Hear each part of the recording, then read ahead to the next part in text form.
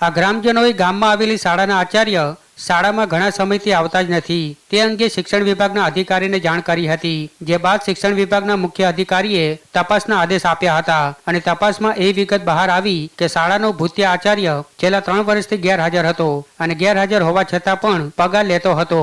ગેરહાજર હોવા છતાં પણ પગાર લેતા આ ભૂતિયા આચાર્યનું નામ સિકંદર કુરેશી છે, જે સુરેન્દ્રનગર જિલ્લાના ભવાનીગઢ ગામની સરકારી માધ્યમિક શાળામાં આચાર્ય તરીકે ફરજ બજાવતો હતો. ત્યારે આખરે ગ્રામજનોની રજૂઆત બાદ સુરેન્દ્રનગર શિક્ષણ વિભાગ દ્વારા ભૂતિયા આચાર્ય સામે અંતે કાર્યવાહી કરવામાં આવી છે અને ભૂતિયા આચાર્ય સિકંદર કુરેશીની તાત્કાલિક બદલી કરી આચાર્ય તરીકેથી હટાવવામાં આવ્યા છે.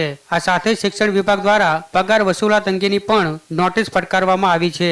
ત્યારે સવાલ એ છે કે સુરેન્દ્રનગર જિલ્લામાં હજુ પણ કેટલા આવા ભૂતિયા શિક્ષકો અને આચાર્ય ગેરહાજર રહેવા છતાં લઈ રહ્યા છે શાળાઓમાંથી પગાર.